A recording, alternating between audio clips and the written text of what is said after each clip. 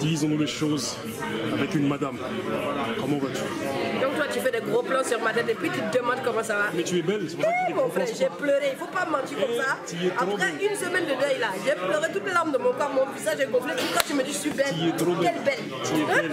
C'est dans la tristesse qu'on voit la beauté des gens. Comment ça va? Toujours bien. Toujours bien. Ton ressenti après ce bibliotest? C'était magnifique. Les gens étaient à l'écoute. Et puis j'ai beaucoup aimé l'échange après avec les questions. Et ils ont fini par me faire pleurer en ramenant un portrait de mon papa, paix à son âme. Et moi je savais que tu allais pleurer. Je savais. T'es obligé. Je savais que ça allait arriver ce moment-là, tu vois. Et du coup, où tu trouves cette force? Parce que tu sais, moi je te trouve lumineuse. Je te trouve joviale. C'est la lumière de ton caméscope. Mais oui. Le gars il met la lumière sur ma figure et puis il dit t'es lumineuse. Oui, t'es lumineuse. Tu es trop lumineuse même. C'est trop même. Non, franchement, t'es jovial.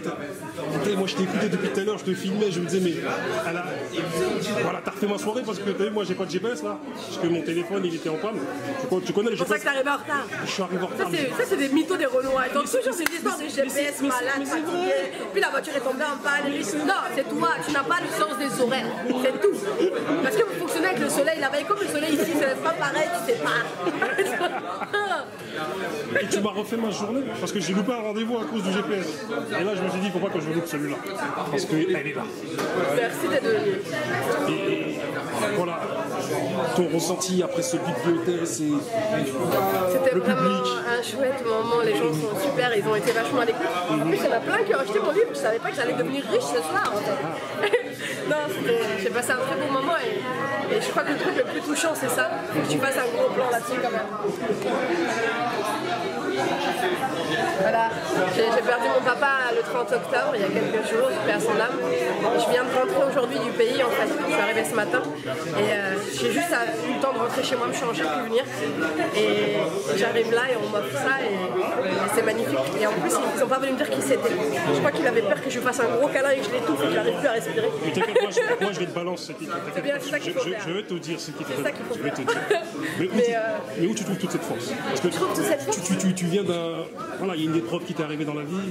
C'est mon papa qui était comme ça. Mon papa, malgré les galères qui lui sont arrivées, il a toujours été souriant, il a toujours été dans le partage, dans l'amour, dans l'échange. Chaque fois que quelqu'un lui faisait une crasse ou quelqu'un n'était pas gentil, il disait écoute, c'est entre lui et Dieu, c'est pas grave. Toi, il faut continuer à être gentil. Même ma maman, paix à son âme, elle me disait mais ma fille, tu crois le paradis c'est gratuit? Le paradis c'est pas gratuit. Hein. Et en fait, c'est ça. En gros, c'était une manière de te dire si t'es éprouvé, si t'arrives des galères, faut pas qu'en fait tu cèdes à la méchanceté, à la facilité de faire les mauvais choix. Parce qu'en réalité, c'est pour t'éprouver dans ta patience, dans ton quotidien. Et je pense que c'est ça en fait, c'est de se dire cette épreuve, si elle arrive, c'est qu'il y a une raison. Et sûrement, elle est là pour nous rendre meilleurs en fait. Et je vois que toutes les choses qui nous sont arrivées, c'est qu'il y avait du bon derrière. Je vais te raconter un truc qui est juste ouf. Ça fait 16 ans que j'essaie d'avoir un bébé, puis ça vient pas. Le mois de mars, je suis tombée enceinte. Et enfin, en février, je suis tombée enceinte et je l'ai perdu au mois de mars. Et je l'ai perdu et sur l'instant, pour moi, c'était la fin du monde. J'ai pleuré, je me suis dit mais pourquoi? Mais il y a des filles qui en veulent pas, puis ça vient, puis moi ça vient pas, pourquoi? Je me suis rendue malade. Et en comptant, là, on allait enterrer mon père cette semaine. Si le bébé avait tenu, je serais enceinte de 8 mois aujourd'hui, j'aurais pas pu prendre l'avion pour aller enterrer mon papa. Tu vois? Chaque chose qui t'arrive, c'est pas pour rien. Il y a une raison derrière. Comme il est écrit, derrière un mal, il y a un bien. Exactement. Et en fait, c'est ça, c'est qu'il se peut que vous n'aimiez pas quelque chose, mais que ce soit un bien pour vous. Et ça, on ne comprend pas. Après, quelle que soit ta croyance, hein, quand tu réfléchis finalement et que tu regardes, l'univers tend à te faire ressentir des choses et vivre des choses qui vont être un bien pour toi. Dans Candide, il y avait écrit « Tout est pour le mieux dans le meilleur des mondes possibles ». Et en fait, c'est ça. Tout est pour le mieux dans le meilleur des mondes possibles. Et s'il y a un mal qui t'attend, c'est parce que derrière, il y a un bien qui est meilleur encore, mais tu n'as pas encore le recul pour le comprendre.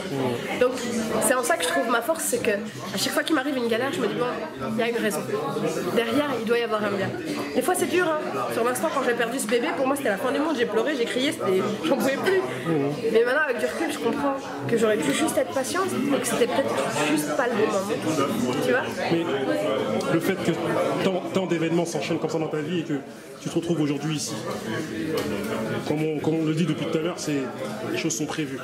Est-ce que c'était pas thérapeutique pour toi aujourd'hui? Parce que j'ai senti que tu avais ce besoin de t'exprimer et d'extérioriser pas mal de choses. Et ça t'a fait du bien, j'ai senti ça dans tes yeux. Ça m'a fait du bien. Parce qu'il m'est arrivé des petites galères, parce qu'il y a des gens qui ne savent pas se comporter en période de maladie, de deuil, qui te parlent mal et qui se rendent même pas compte. Si tu te dis, mais il faudrait leur coudre leur bouche à ces gens-là. Et j'ai pas pu leur dire à ces gens-là qui se sont mal comportés. Donc je l'ai dit ce soir, au milieu de tous ces gens, et ça m'a fait du bien. Moi, ça me libère, la parole, elle libère. Et en fait, c'est comme ça que tu me dis, comment tu fais pour être aussi jovial? C'est juste que toutes ces tensions, toutes ces tristesses, j'essaie de la transformer en amour et en humour, et je la partage avec les gens, et ça me fait du bien. Et c'est fou quand même, mais au lieu d'aller payer pour aller raconter mes histoires à un psychologue, je les raconte au public de manière rigolote, et puis c'est eux, ils payent pour venir écouter. T'as vu l'arnaque? Et tu vois, j'ai eu une réflexion avec mes amis récemment. Nous, on a atteint un certain âge, tu vois, on a 40 ans aujourd'hui, tu vois, avec mes amis. Et on s'est dit récemment, lors de l'une de nos réunions, on trouve que les femmes sont plus fortes que les hommes. Surtout mentalement. Ah, c'est pour ça que c'est nous qui mettons les enfants au monde. C'est ça. Mais c'est ça. Et c'est pour ça qu'on laisse pas les femmes encore être au gouvernement, parce qu'on sait qu'elles dirigeraient le monde, tu vois. Nous, on s'est rendu compte que... Elles ont l'intelligence émotionnelle, les femmes. Moi, je côtoie beaucoup de femmes, enfin, je côtoie beaucoup d'hommes, parce que j'ai plus un tempérament de garçon. Et je trouve que les hommes, c'est tellement plus simple. C'est basique, un homme. Le chemin, il est là, puis il va tout droit. Une femme, non. Elle a des labyrinthes dans sa tête. Elle se torture, elle dit non, mais tu crois que je sais pas ce que tu as voulu dire au moment où tu m'as dit ça? Qu'est-ce que ça voulait dire derrière? Mais non, j'ai rien voulu dire, juste ce que je t'ai dit. Et en fait, non, elle a des labyrinthes dans sa tête. Elle te fait des explications de texte comme quand on était au lycée. Tu te rappelles? Quand la maîtresse a dit qu'est-ce qu'a voulu dire l'auteur dans ce texte, elle te disait l'auteur a voulu dire que nanana, t'as voulu dire espèce de mytho, t'étais là? Qu'est-ce qu'on sait qu'il a voulu dire ça? Ça se trouve, lui, dans sa tombe, il est en train de dire mais qu'est-ce qu'elle raconte? J'ai jamais dit ça, moi. Et ben, les femmes, c'est ça. Elles font des explications de texte et des analyses sur tout. Et donc, il y a des bons côtés, mais il y a aussi des mauvais. Oui, c'est ce qu'on appelle le côté cérébral, quoi. C'est trop. Des fois, même, ça fatigue la tête. Moi-même, je suis un homme, mais je suis un peu comme ça aussi. On me dit qu'il y a un peu de touriste cérébral, quoi. Ah, moi, ça, je comprends pas. On me dit ça, quoi. Les gens qui sont comme ça, je comprends pas. J'arrive pas, moi, ça colle pas dans ma tête.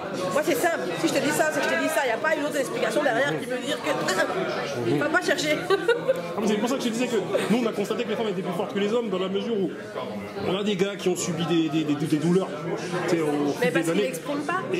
Voilà, c'est ça. Et du coup, les gars, ils l'expriment pas, alors que les femmes, elles arrivent plus facilement à libérer la parole. Exactement. Et c'est une manière d'extérioriser tout ça, tu vois. Parce que si tu gardes tout ça à l'intérieur de toi, au bout d'un moment, tu imploses. C'est ça. Alors que si tu t'en débarrasses, bah forcément, c'est libérateur et puis ça t'aide aussi à avancer. Donc le fait que les femmes parlent beaucoup, c'est peut-être aussi pour...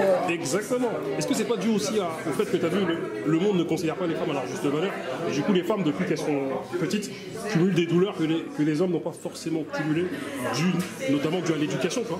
Parce que... Je sais pas, peut-être. J'en sais rien, je saurais pas te dire. Là, on tombe dans une étude sociologique, mon frère. Exactement, c'est ça. Je me suis inscrit en socio, mais c'était que pour la bourse. Faut pas commencer à croire que je suis sociologue. Moi, j'ai cru que tu allais me sortir une réponse. C'est du théâtre, il faut pas trop demander.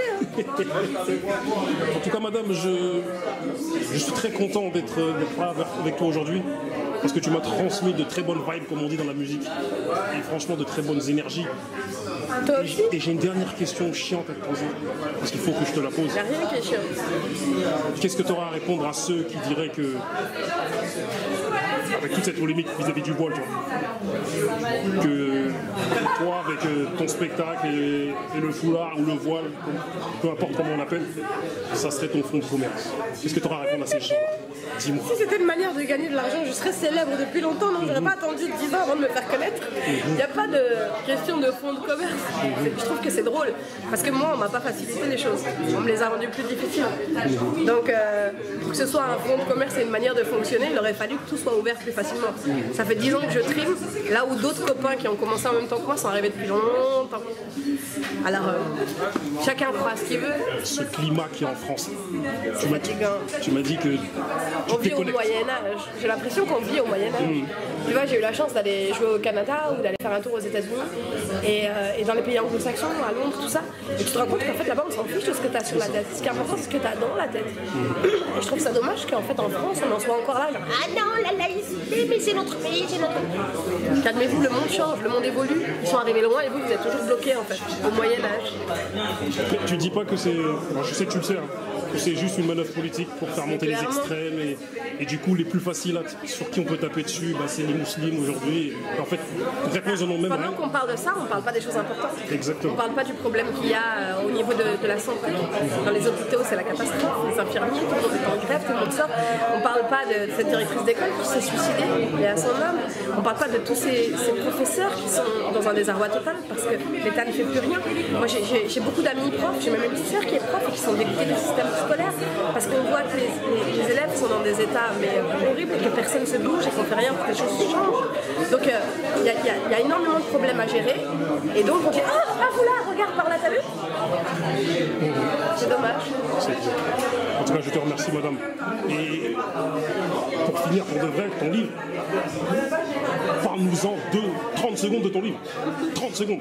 Alors mon livre, c'est mon parcours, ça raconte mon histoire, ça raconte ce que j'ai vécu et la trajectoire qu'il a fallu pour arriver là où je suis aujourd'hui, même si j'ai rien fait d'exceptionnel, mais Dieu merci, j'ai pu accomplir mes rêves et aujourd'hui je vis de mon métier et donc peut-être que c'est pour ça que la maison d'édition est venue me chercher parce qu'elle a vu que c'était pas facile finalement de réussir à faire ce que j'ai pu faire et qu'ils avaient besoin que j'en parle de moi-même. J'aurais jamais eu cette prétention de me dire que je vais écrire un bouquin, mais quand la maison d'édition m'a proposé, je me suis posé la question de savoir pourquoi et je me sentais pas légitime et puis finalement avec les retours des premiers lecteurs, je suis hyper contente de l'avoir fait, même si ça m'a valu des crises d'urticaire, même si j'ai pleuré, j'étais au bout de ma vie en me disant pourquoi j'ai dit oui, j'aurais pas dû, tout le monde va se moquer de moi.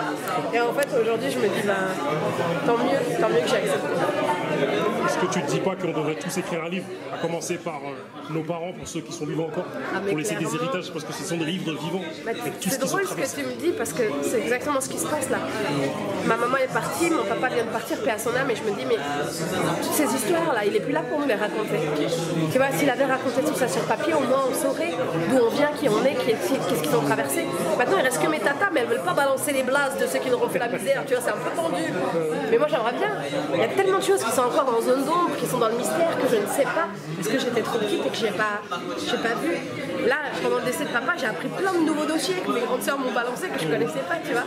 Et je me dis, bon, ça, tu vois, ça se libère un peu, mais j'aurais aimé savoir encore plein d'autres choses que j'ai peut-être pas osé demander. Et si papa l'avait mis sur écrit ou maman, tu vois, ça aurait été un bel héritage. Donc effectivement, il faudrait que tout le monde prenne le temps d'écrire son histoire. Parce que finalement, c'est eux les super-héros. On a beau être là à aduler des Marvel, des Black Panther, des Superman, mais c'est eux nos super-héros. Ils ont quitté leur pays, ils ont quitté leur culture, ils ont tout quitté pour venir ici et pour offrir un monde meilleur à leurs enfants. Et bien souvent, les enfants ne le rendent pas et c'est dommage. C'est dommage, c'est vraiment triste.